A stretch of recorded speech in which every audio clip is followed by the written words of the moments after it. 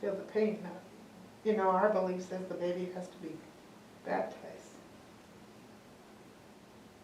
Melissa? I think the heart of the matter is the mom's in grief. We have to deal with her grief. Like, she's going from here to here to here. Those are the stages of grief. I think you need to allow her to grieve.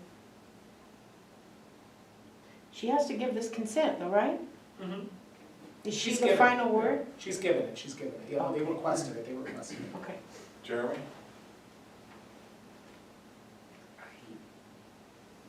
I guess just me personally, I would say her understanding of God, like how He works. And for me, this is me just as the individual. The heart of the matter is so that the minister's role into baptizing this child in a short-term situation versus the tension in the room with anger and hostility. It's not a very cooperative environment. And what can he do or should he do to make things better? So I'm gonna go around and ask, if you turn to the pages, the voices, and allow you to choose one of the three: tradition, culture, or personal experience. You could do it that way. The way we did it, doesn't mean it's the best way, but was that the facilitator usually assigned it, because that kind of forces people to sort of, you know what I mean? All right, Tom, you got tradition. Jeff, you got culture. Zero, you've got personal experience. Melissa, you've got tradition. Jeremy, you've got culture, and I've got personal experience. And Bob? I didn't skip you? That's okay, I can, Personal You take mine, experience. honey. personal experience. Personal experience. Your All right. culture and tradition. What? Okay, so using your voice, Tom, which was tradition, what would you add to this discussion? Let me read this link here. That is not true. What was it? What am I supposed to do? Top of this, each person shares your insights. Obviously, as Catholic Christians, we believe that the baptism is. Before you answer, a little suggestion, because I know you're probably feeling on the spot because you just got to sign this and you haven't. Why don't we take, I didn't put that in there, but why don't we take just like maybe, I don't know, 30 seconds to silently think about our voice and see what comes that we want to share. I think that might be a good, and then you can, do you agree with that? Excellent. How do we do that? I think that's good. We don't have to, are we supposed to phrase this in a way that we would say it to her, or just? No, you're sharing it with the group, you're talking with the group, yeah.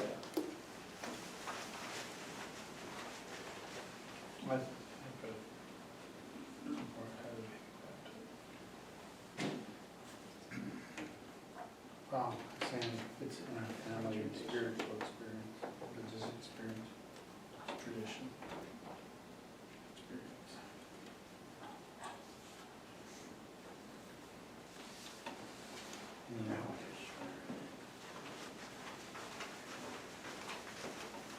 I'm glad you said that, Father. The military part of me did.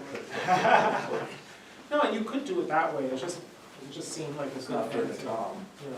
Well, like I could.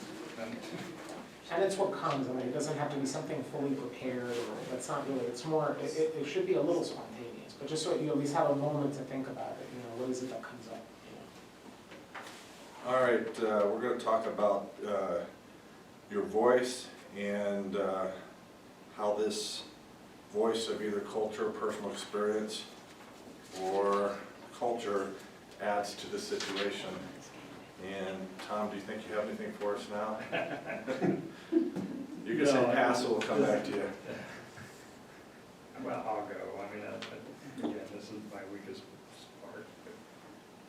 Obviously, you know, the baptism, as Catholic Christians, the baptism is an important sacrament. The baby was baptized.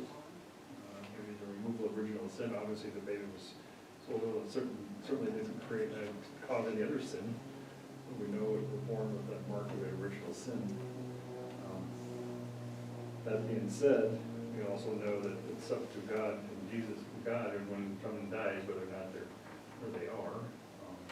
But fully brought in to the community as, you know, as we are, we're all baptized. This little baby was fortunate enough to be baptized before she passed, and again, it's really startling for me, because this is the hardest part for me, is theology. All right. So, Yeah, and it doesn't have to be theology. You know. It doesn't have to be theology, it could just be, remember, the whole purpose of the voices is to just give something to the presenter as they grapple with that experience that they had. That might be shed a light, but it's not like, if you do the religious tradition, it's not that you're doing theology, you could, but it could also just be that you remember the statue of Mary, the Pietà, Mary holding the dead Jesus in her arms. And the emotional impact of that, that could be the voice of tradition, Okay. you know? Jeff? So I have a cultural perspective, and I just wondered, we all talked about, she's angry with God, but, is that okay? She's angry with God, maybe that's part of her grieving process, I'm not a psychologist, but I think that's something that you would say is okay. Yeah. All right. Zara, what was yours? Bob and I kind of combined because we both had personal experience, so he'll read you what we kind of. It's important that the family, because they are Catholic, it's important that they have their baby baptized, because the baby's, it's gonna die and it's gonna go to heaven, that's our belief. We feel that she's surrounded by family, the family is very supportive, so there's a strong family tradition. Surviving child, it's important to make that child feel welcomed, because obviously it can be, because there's several family members around. And the mother, this comes across kind of cold, but the mother needs needs time to heal, but at the same token, she needs to see the blessing that's in front of her, her new child, her other child. All right, thank you. Melissa?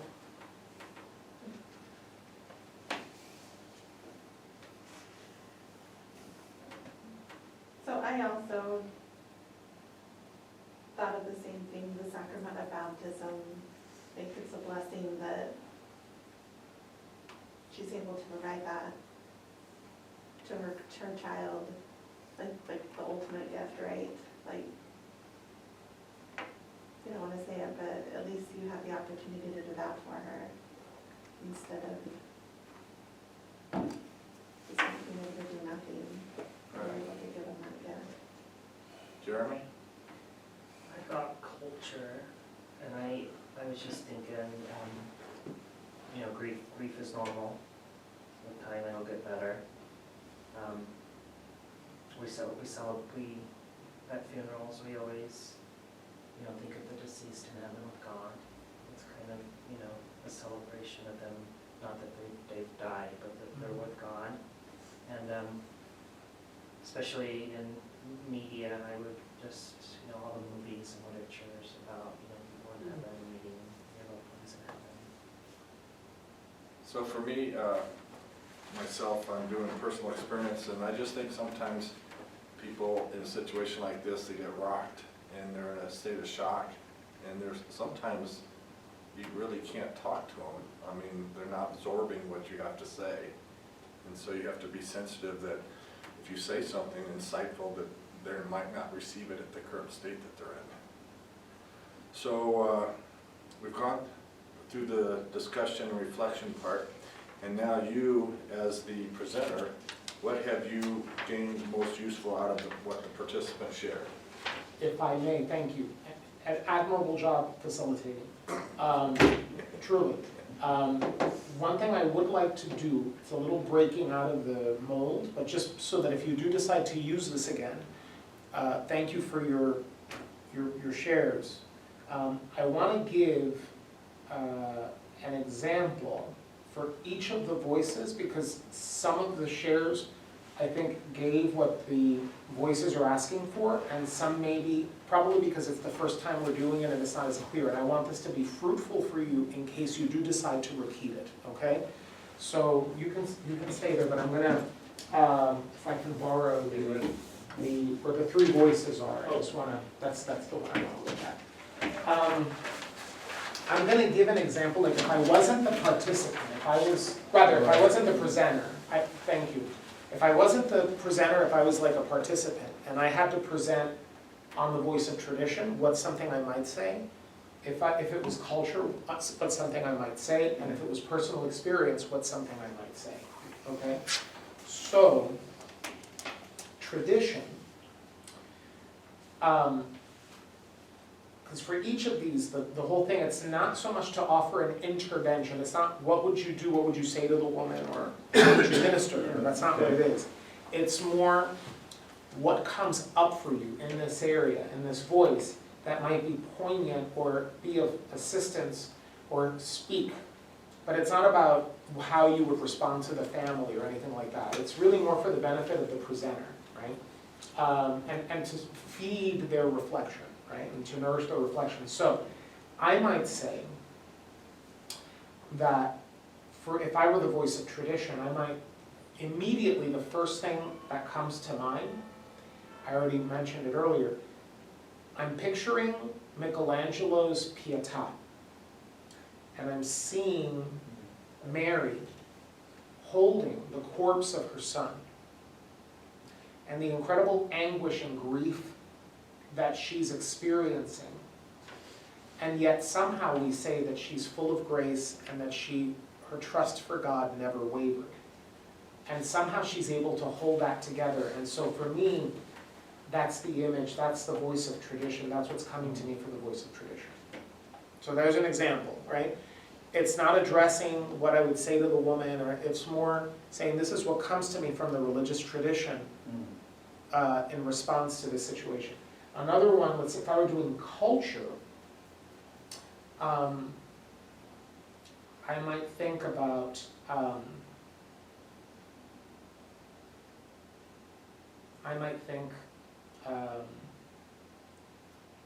actually someone already said this in a certain sense. I might think about, let's say, the field of psychology and the stages of grief. Like let's say Elizabeth Kubler-Ross's stages of grief come to mind. And how there's, the person is supposed, I remember that in reading about that the person is supposed, often moves through, denial, and then there's anger, and so on, and then the final stage is acceptance. And I'm just thinking about that and in relation to what this woman and her husband are going through. So that would be one example. Again, does that say what to say to the woman, or no? It's just kind of like grist for the mill, for processing it. And then for personal experience, I might say like something that comes to mind is I'm remembering Betty. So here I would see personal experience means a personal experience. Now it doesn't mean that you lay your soul bare and you make yourself really, that's not what it means. But it would be more sharing an experience that you're comfortable sharing. So I could say, well, I remember when I was about 11, and we had this neighbor upstairs. Her name was Betty, and she was from Colombia. And I remember her being pregnant, and her and her husband expecting a child. And then I remember her giving birth, and my mother was friends with her, and she would go upstairs and talk to her. And there were a lot of tensions because of issues going on in the marriage at the time. And some of the tensions had to do with the child and how the child, maybe the dad didn't want the child, and maybe the child in some ways could have, was loved, but could have also become like a little pawn in their fights or whatever, and that thing. But seeing how through it all, friendship and solidarity with my mother, I remember really helped her through that and helped her to, for it to continue to be a joyful event, to have this beautiful baby and to raise, and she sacrificed everything for that little boy as he grew up. So I'm just remembering that, and I'm wondering what role friendship might play in surviving something like this. So that's an example of sharing from personal experience as the voice of personal experience. So, so this is just to give you an idea in case you do decide that you wanna, practice this again in the future or whatever, these are some examples. But thank you, I'm sorry, so you were gonna finish off now with, the final one. You were gonna ask, for the final step, I I thought, okay, so the final step was asking you what you thought, based on insights gained, what's most useful, the insights gained from all of us. think. It's funny, something that from hearing everybody shares, it was helpful to me because one of the things that I thought of is when trying to get to like the heart of the matter, that was the most illustrative part for me. How everybody, obviously there was overlap. There were things that people agreed on pretty much, like, yeah, mother losing her child and so on.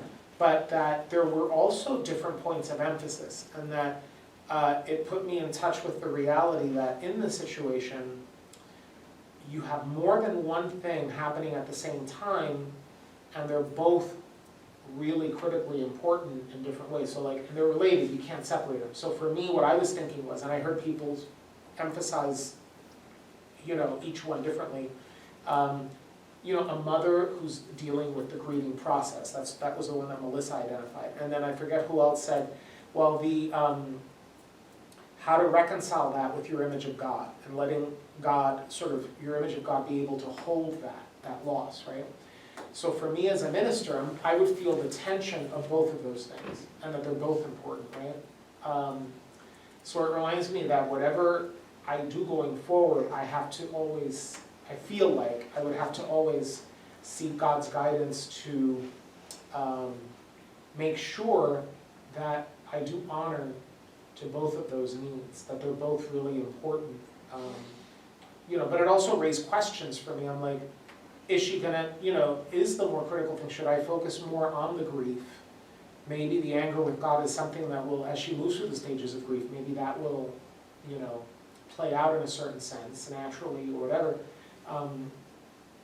I remember when I did deal with it, I think it was with her that I did this, or it may have been with another family. The similar scenarios came up that summer for me in CPE. But I remember, I think I did use the Pietà image as we were talking, because I didn't want to give her a pat and easy answer. I just was like, try to be with her in her grief and say, listen, and because she was very Catholic, she was Hispanic. There's a very strong Marian devotion. And so I said, I'm just thinking right now, I can't imagine, I think that Mary, I think the mother of Jesus, I think Our Lady knows what you're going through because she went through it. And, just talk to her, as you're going through this because I think she gets it, Oh, that's really good. And it was like tackling both. It tackled both the reality of the loss, the sacredness of the loss, and at the same time giving her a way to kind of start the path of fitting it into her image of God, through the Blessed Virgin, through Our Lady of She wasn't Guadalupe. asking you to fix anything. Right, She was just right. venting. Exactly. It's funny to, Rick, I would say we go round and round, we really don't, but I'm in the position as I don't really talk too much to people when I go to the hospital, Yeah. because I don't know what to say. And Sure. Because Greg's still on this, I gotta try and fix things, you and I talk about this, right? So your comment was interesting, is that the tension you felt was how do I minister, do I comfort these people? And I don't know if you can. Right. And my point is, I don't even try to do that. I mean, I'm just there as a presence, and they will, I sort of have to feed off their questions. And so it's interesting, yeah, I just so, Let's I dig can't into make you feel better. I can't do that. I'm not gonna try and, one thing you just can't say, somebody they bother you, I mean, somebody dies, they bother in a better place. Oh, right. Oh, my Don't say Lord. that. Right. They're better off. No, They're better off. no, no longer Yeah, paying. exactly. Yeah. So I struggle, so when I came to this part, it's like, I mean, it just hit me. Well, I had Tradition, it's like, oh, what am I Yeah. gonna say? well, and that, Your point, this exercise is not for you to say, I'm Right. not trying to put myself in your role. I'm trying to say, Yeah. what does this come to me? What's the first thing I think of tradition? right. And using all these possible abilities and what you experienced. That's what I'm trying to do, not Right. trying to say, what would I do if I Sure. were you? Sure, sure. Okay. No, and I think, and by the way, good job, thank you. Let's give our facilitator a hand. Gregory is truly the great. Can the minister without offering a solution? Oh, yeah, absolutely. Very So often. just being in the room is ministering to them. Well, there's a term for that, it's called ministry of presence. Yeah. There's actually a term, yeah, ministry of presence. Yeah, there was a gentleman, the gentleman the Episcopal priest that died about 2 years ago. Yeah, Lincoln, you're, When he had a funeral, a lot of people said, I don't remember what he said, I just know he was always there. Oh my God. Whenever we needed somebody, Yes. he was there. Well, you know what, it's funny, You know? now you just reminded me of something from personal experience that I'd like to share with you, because just because I think it's really speaks to that. Yeah. I remember when I was in, I guess it would have been 3rd grade, yeah. I was starting, it was the year that they were preparing us for, it wasn't First Communion yet, it was the year before that. And it was my first experience of like going to CCD, you know. And my teacher, I adored that woman. She was like the most awesome, maternal, loving person. Her name was Valentina. And I remember that Valentina, she was at our parish at St. Michael the Archangel, and she was like the best, children's catechist like ever, right? At least that's how I remember her. And I remember like we adored this woman. And so when the academic year or whatnot, came to an end, and it was the last day of class, I remember her saying, I'll never forget, she said, and this was all in Spanish, because she used to teach in Spanish, so she'd say, children, I want you to know one thing, and this is a very important thing, and I want you to take it with you for the rest of your lives, no matter where you go as you get older, whatever you do. I want you to remember this one thing I'm going to teach you because it will serve you well. And I don't want you to remember that Valentina taught it to you. I don't matter. What matters is that you remember what I taught you. And it is, and I don't remember what she said after that. But you remember what she said. But she's still my favorite CCD teacher. Well, leave us hanging, Father. I don't remember what she said. I don't remember what she said. And that's the whole thing. And so the thing is that she was like, in many ways, a living gospel. She was truly loving. She was truly nurturing. She really was the healing presence of Christ. And that stayed with me, And I remember other things too. Like she, I learned in her class that about, the resurrection of Jesus and how he loved us and all things like that. But yeah, I mean, ministry of presence is so enormously powerful that we don't. And one of the things, and this is where going back to the theme of self-awareness is so important. Self-awareness, one thing that we need to be aware of is that how does our own history and who we are impact our expectations in ministry of ourselves and others. So for instance, the need to fix and to always have an answer for things and to feel that you have failed if you did not fix the situation or you could not, whatever. That, I would say that's a problem that ministers across the board that tends to come up a lot. But I also notice that it tends to occur a lot with men. Oh, fixers. Yeah. Yes. There's something in, men are kind of, however much of it is nature versus nurture, God only knows. But there is a tendency with men to be very solution focused. It's, My wife says all the time, I don't want you to fix it. I don't need you to fix me, I just need you to listen to me. Yeah, it happens with men and women all the time. Then why tell me? Right, exactly. Why are you, and then the man feels like, why are you burdening me with this when I can't do anything about it, right?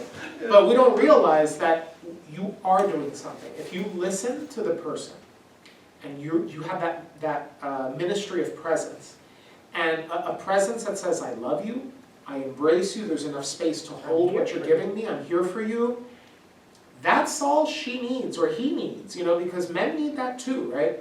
So, now, of course, that doesn't mean that women never do that, or that all men do that, or whatever, but it does tend to, there is a gendering that you do see with that, that there is a tendency for that.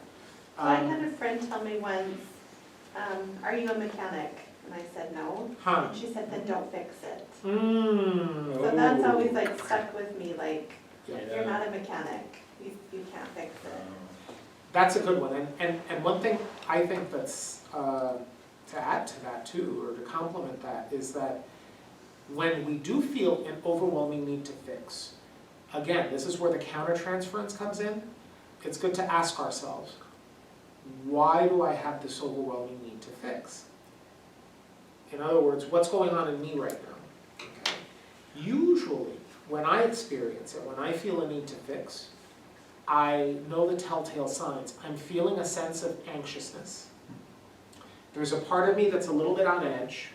You know, it doesn't mean that I'm like this, but there's a part of me that feels like, okay, right now, if I don't know everything, and if I can't fix this for this person, I'm being a bad priest, or I'm being a bad minister, right? So once that happens, then that's a red flag, because all of a sudden I know it's about me. So it's insecurity. It's insecurity, Oh, yeah. you know? I'll raise my hand, absolutely. Right? Because I've got to feel competent. If I don't feel competent, then I'm failing in my role, right? And it's good to know that, because once you know that, it doesn't necessarily give you power over it. You know, you still need grace. But knowing that, you can at least say, okay, God, I know that I cannot go to fixing to get power. I turn to you instead. Let me turn this over to you, right?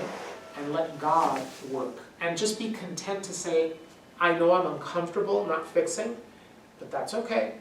Because I know that you're doing something bigger here than anything that I can imagine. You have much bigger plans than anything that my puny little brain can think about. Let me trust you to, let me let you be you, you know?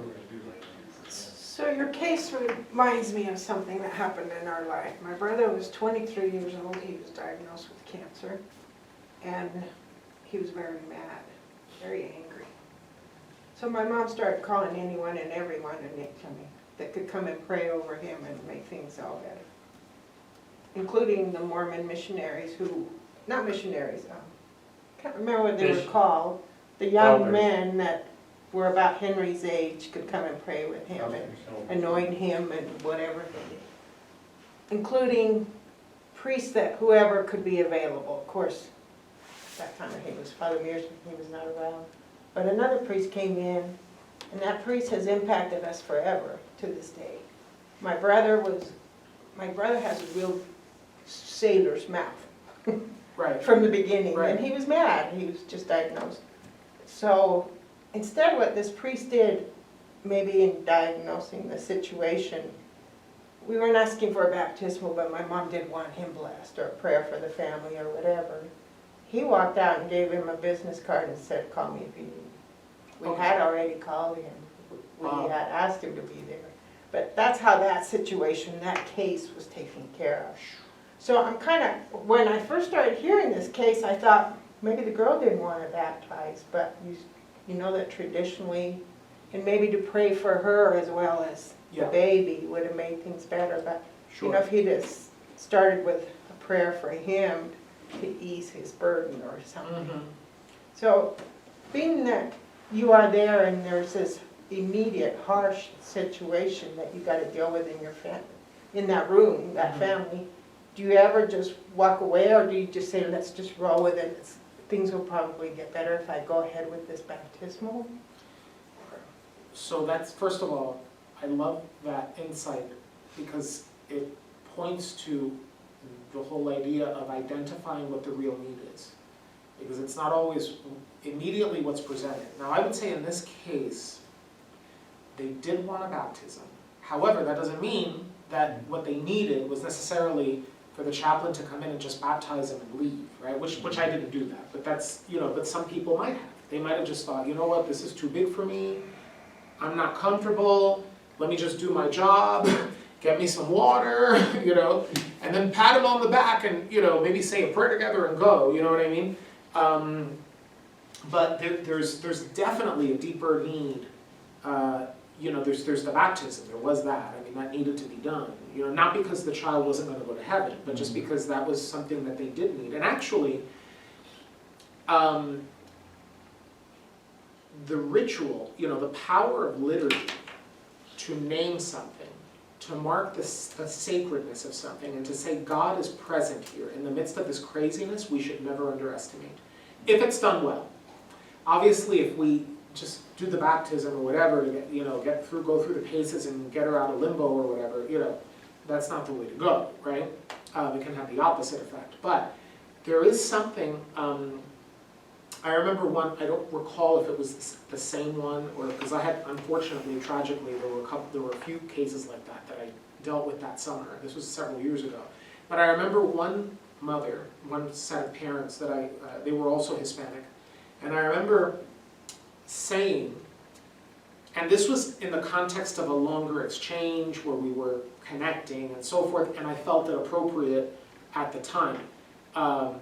It's not something I would just say blasé, like to comfort them or band-aid them or something. But it seemed to have a good effect. I said, listen, right now, I have no words for you for this. I cannot possibly imagine what you're experiencing. I honestly don't know what it is to go through what you're going through. The only thing I know is that I know God is here. I know God is with you. I know that God is present in this. And I know that our tradition, our faith, tells us that these things, death does not end our relationship, it transforms it.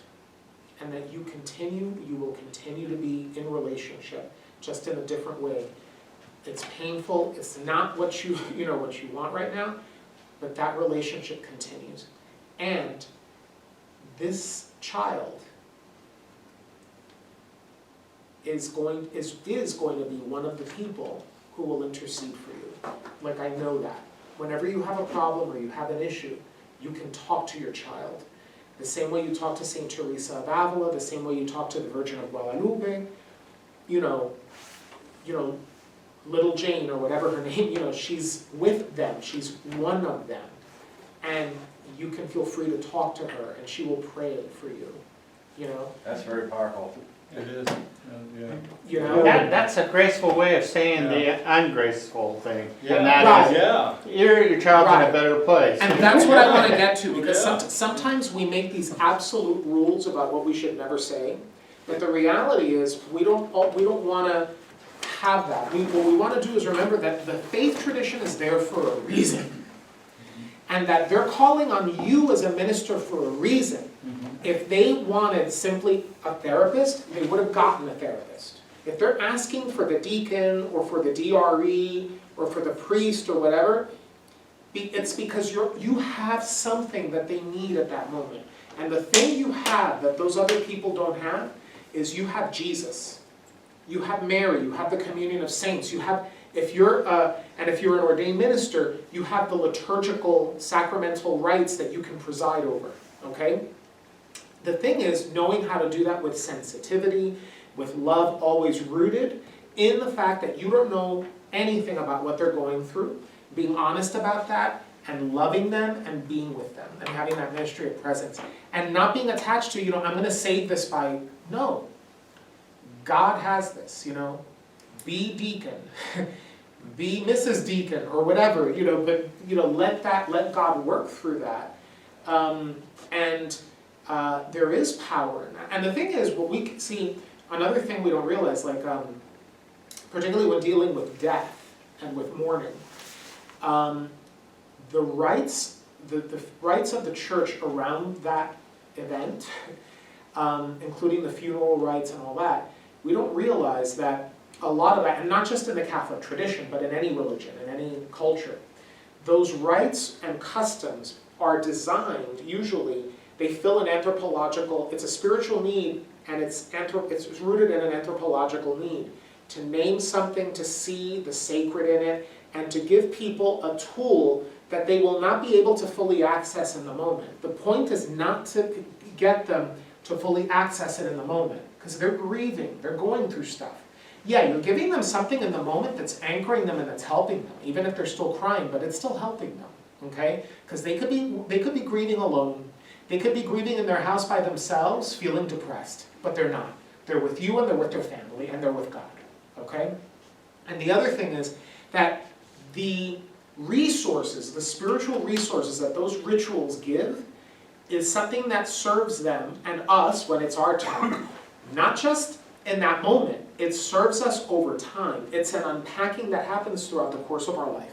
And so what I think to myself when I deal with someone who's dealing with grief and dying and so on, is that I'm giving them, the way that I present the Christian story to them at that moment, is giving them a seed that they may not be able to fully unpack it today, but over time, they may remember something that I said or something that we did, and maybe they can unpack it then when they're ready, when they're at an appropriate stage of grieving to be able to do so, right? So she may not be able to, so yeah, I mean, do you want to say, oh, they're in a better place, they're better off? Well, no. But to be reminded that, yeah, this is a terrible loss, to legitimate that, and to remember and say, and yes, we are united, we are the communion of saints. And don't forget to pray to her to pray for you. Even if they can't do it today, that may help them in 6 months. You don't know, but it's planting a seed, and it's not about fixing everything, but it's also about the presence and the way that that's presented, so, yeah. Yeah, so would that be appropriate to say something like, this is going in the theological, that it's in our belief that there's no difference between the living and the dead? Well, again, it depends what you say, how you say. Part of this also is feeling it out. That's why part of the thing with theological reflection, the reason that we're asked first, that the facilitator says, okay, what are the feelings and images that come up for you? And then you go into the voices. Notice how it's a progressive kind of unpacking. But it's a kind of unpacking that you're constantly the participants are having to constantly tap into their inner life. Why? Because it's in order to develop that inner sensitivity. Because what you want when you're dealing with someone ministerially is to be able to moment, you feel where things are. You have that sensitivity.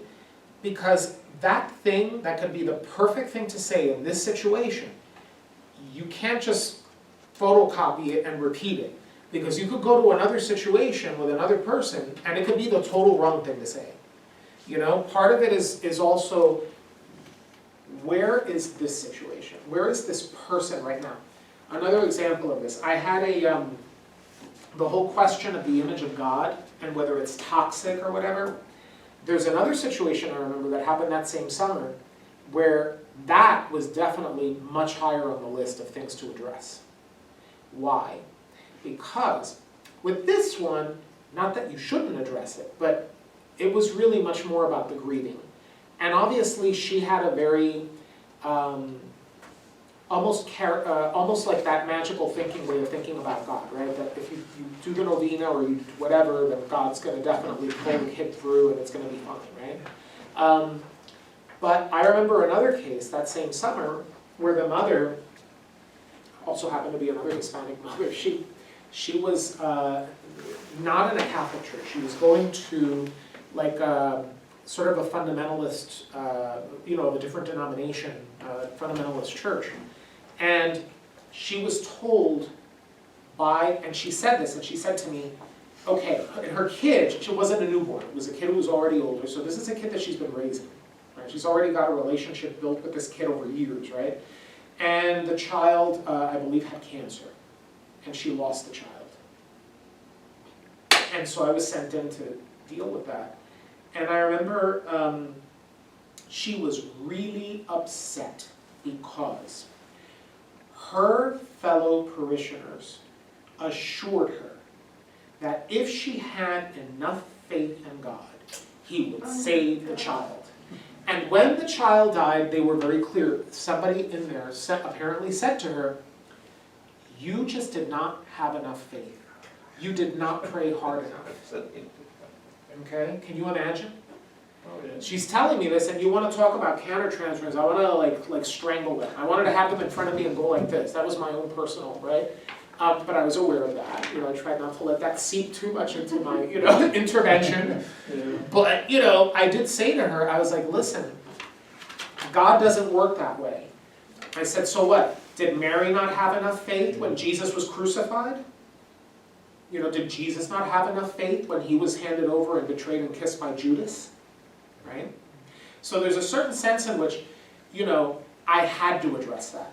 Because it was leaving, she was already dealing with, you know, losing the child, but she had a real problem because the one community that she was going to, the faith community, that was her anchor and her place of finding meaning in all this, that was being dashed. And it was important that she be able to turn to God to find some space for this. But now, she couldn't. So it's like ministerial triage. Bam! Well, I have one of my brothers, he uses a phrase which I love. He calls it ministerial malpractice. He said you should be able to sue people for, he's I don't know if you should be able to sue them, but you should be able to sue people for ministerial malpractice.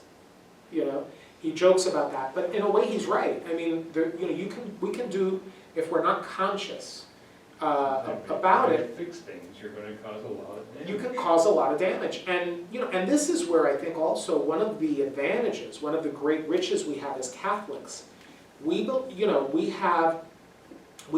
to a very rich religious, spiritual, theological tradition with well-heeled, 2,000 years under its belt, okay?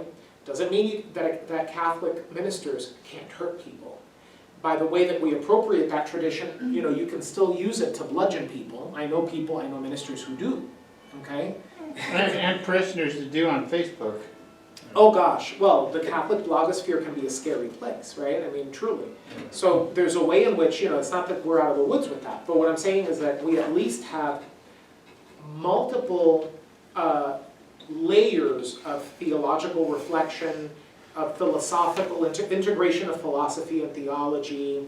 You know, I mean, we have, you know, Thomas Aquinas who, you know, put all of that in conversation with Aristotle and with virtue ethics. I mean, again, all of that stuff can be used abusively too, and it is sometimes used that way by people, unfortunately, tragically. But we do have this tradition that allows us to breathe and to really have a mature, spiritually responsible, if we use it properly, way of serving the people that we're called to serve, right? Can I ask one last question, I'm sorry? Yeah. Have you ever had like a situation where you either misunderstood or you said something that you shouldn't have said? Like, you know, you thought that they could understand or hear what you were saying, but it kind of backfired. How did you recover from that? So, I can tell you, yes. I'm trying to remember specific instances. Nothing really glaring is coming to me right now, but I can tell you that with, it's not as dramatic as that, but with homiletics, with preaching, and the deacons here will know what I mean, but also if you're a DRE or you teach CCD, it can happen too. With homilies, it's one of the phenomena that you'll notice is when people come up to you on Sunday after Mass, is even if they're being really complimentary and saying how wonderful it was or whatever, when they actually articulate back to you what you said, right? And then you realize that, okay, I wasn't saying that, you know? That wasn't my message. Right, it's like, you know, and sometimes, most of that is not harmful. Most of that is just, part of it could be the way that I'm communicating it. Maybe I could have communicated it differently, but a lot of it isn't even that. There's a lot that's also, we hear things according to where we are. And even when that's mistaken, the Holy Spirit is still at work. In other words, when we put something out there, we do need to do so reflectively. We do need to, there's a great responsibility with that. We do need to be mindful of what we say and be prayerful and be clear. But after we've done those things and we've made a good faith effort to be responsible, we give it over to God. We trust in God. Because God is going to use it in the way that that person needs, right? And if some,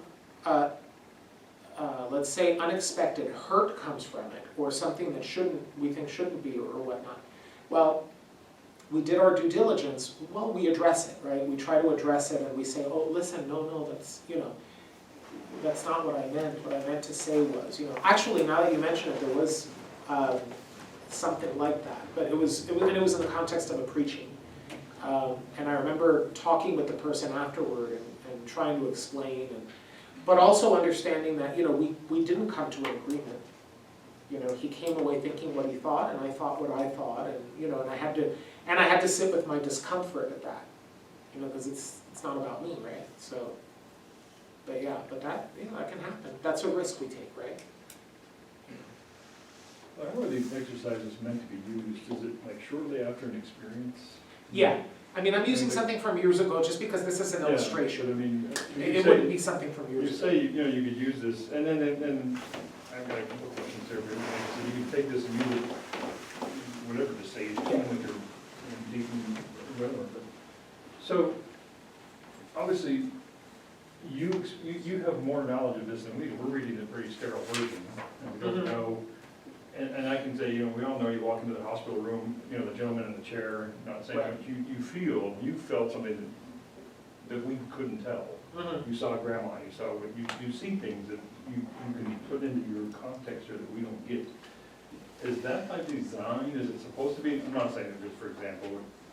Is it part of this exercise is meant to be that we're take the sterile version of an experience and as outsiders convey to you what we're seeing? Well, when Or you is it write just a case study, what detail do you get?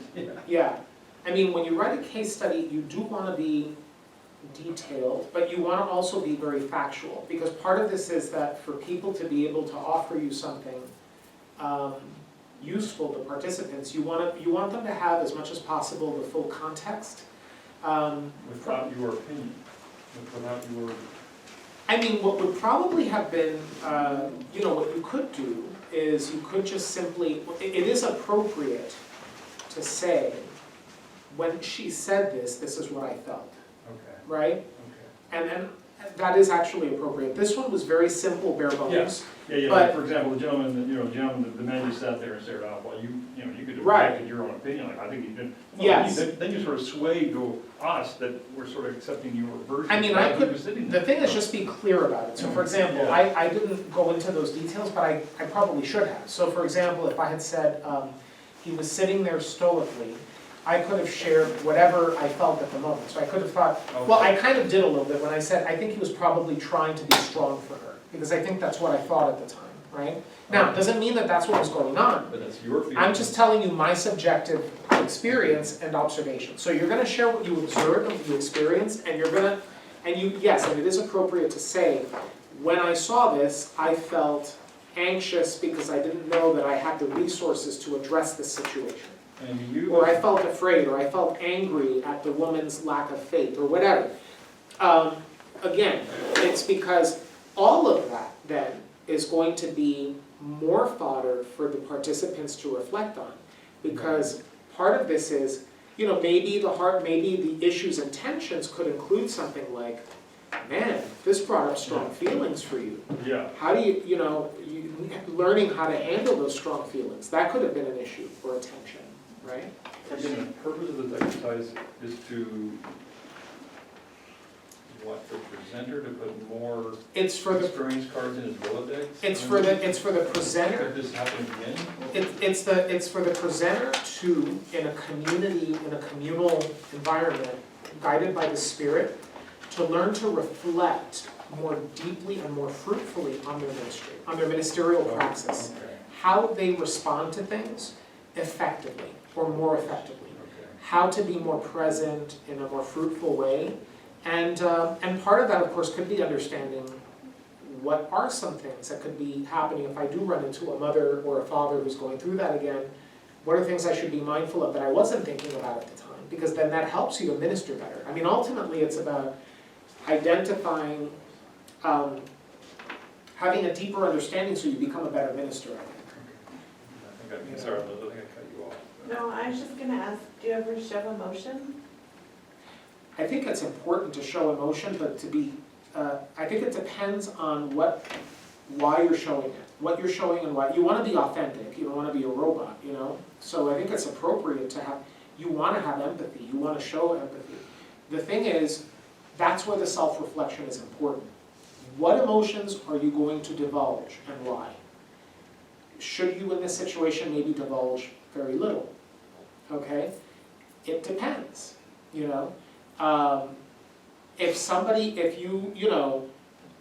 you figure out that in this couple, that there's domestic violence and you're feeling angry, it's probably not helpful for you to be like, you little SO whatever, that's probably not gonna be helpful, But like right? for the mom, like, I don't know, if I, not that I'm ever gonna go through that training, but if I was the person to walk into that room, Mhm. my heart would be breaking for her. Right, And so as she cried, I guarantee I would cry. so the thing to be mindful is first of all, be aware of that, and that's okay if that happens. Just be mindful that whatever we show of ourselves, it's about serving them. So if, for example, my show of emotion is going to lay an extra burden on them, then that's not what I wanna do. You're not helping them. I'm not helping them, you know, it's like, I don't need for them to take care of me now, you know what I mean? But, that being said, if I observe that, and I show absolutely no empathy, and no sense of being touched by it, well, that's not very helpful, right? So, and that might include, I might shed a tear, that's fine, that's okay, you know? But I also, God bless you, but I also wanna be able to create a space that can hold them, you know? And that's where, you know, my tear of solidarity can be a comfort, can be something that can hold them, that can make them feel, especially maybe as another woman, you know, to feel like there's a woman in the room and she gets this, and she's a mother or whatever, she gets what I'm going through, you know what I mean? Or maybe she doesn't, but she gets something about it, you know what I mean? That could be very healing, all right? The thing is to be mindful of it and to make sure that whatever comes through, that it's put in the service of the person, you know, not to become a thing where now you need to be taken care of by them, or those, you know, there's still a boundary, but it doesn't mean that but you need, in order to be an effective minister, I think you do need empathy. You definitely need So empathy. one more question, maybe taking you way off. Touch, Mhm. do you ever, no, is Right. there ever touch? I think touch in ministry these days, that's a very tricky question.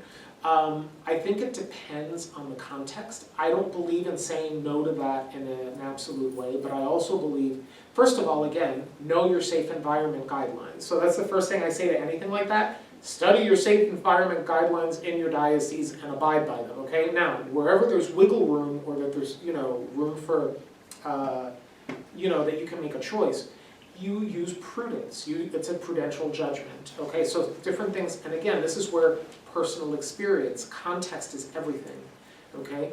Not to put everything up, but you're a woman, I'm a man. There's a difference, I'm a cleric. There's things that you can get away with, that you can do to comfort someone that I can't, maybe, or that I could do, but I have to think carefully because of how it might be interpreted, right? So like, and that isn't just about being a cleric. I mean, like I said, when I was in the school system as a layman, you know, working in a secular public school system, the male teachers, we knew there were things we just couldn't do, you know? If a student can't, you know, I'll give you a famous one, and this happens in ministry too, I'm sure you've had it happen, you know. If you work in a school, especially depending on the school and on the community, the kids can be very affectionate and very sweet, right?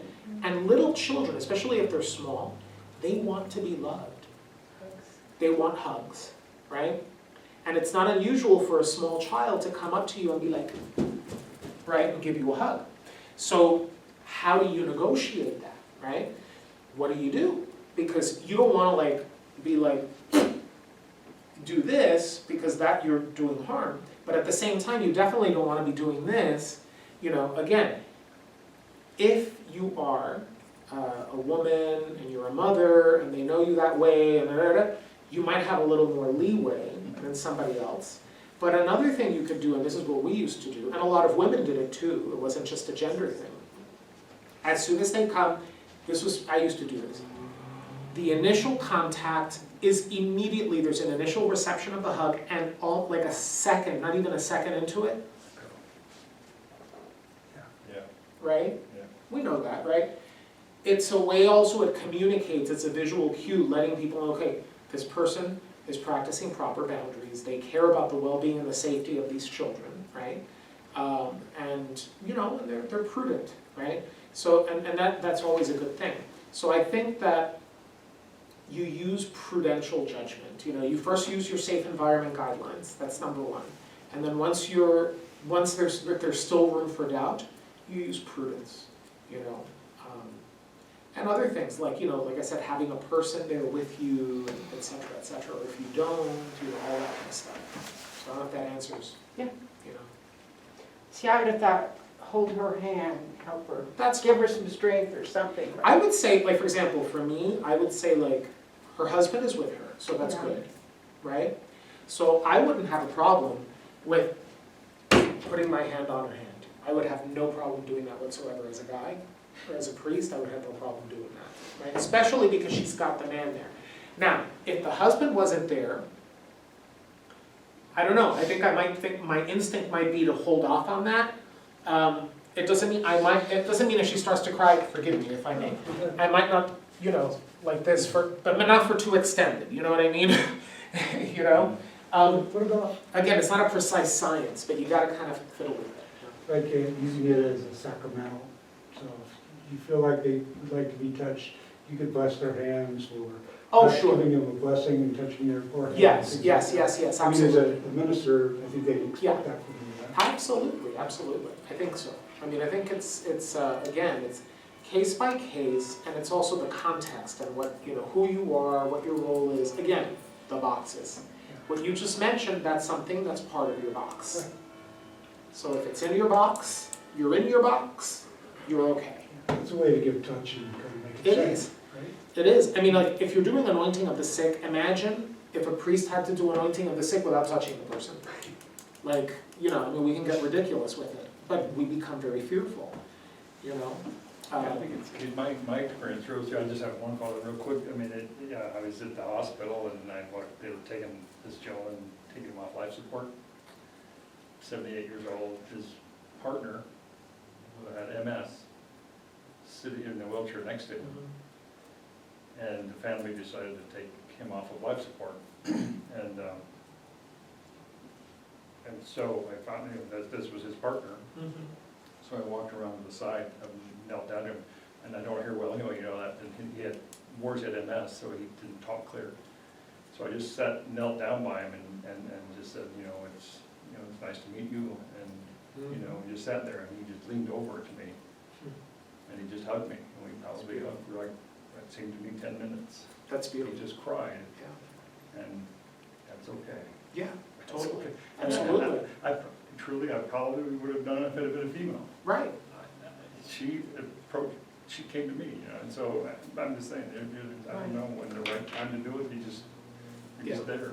Yeah, and and also, if you're doing your due diligence and you're responding not out of fear, but out of prayer and love and presence, sometimes you get that there's an instinct that moves you that, okay, you know what? Let me pull back a little, or let me lean in a little, and you're gonna make mistakes, Well, you feel the interpretation right away too. Yeah. the touch. Yeah. You do. Yeah, The we've all gone in reception, for a hug and yeah. it wasn't received well. Yeah. Right, Well, then you know, right, exactly, Yeah. that's big. And also culture plays into this. Yeah, you could just say, go like this time, I'm European. Right. Oh, Well, no, absolutely. well, it's like, in Miami, because, we're such a heavily Latino, place, even people who aren't Latino tend to, Miami's very touchy-feely, very huggy, Even people that are like straight up totally Anglo will sometimes also be in on the touchy-feeliness because that's just, you're acclimated to that because of where you are. It's the predominant practice, right? So, sometimes at the university, I'll get, somebody comes in from out of town or whatever, from another state, and they're like, oh my God, people are so warm here, the way that they, so sometimes some of that also, and that's where I think cultural awareness and sensitivity is very important. You're aware of gender, you're aware of culture, sexual orientation, you're aware of age, developmental levels. There's a lot of things that play into how people interact with each other and how our actions are perceived and how they're received by the other party and by people watching.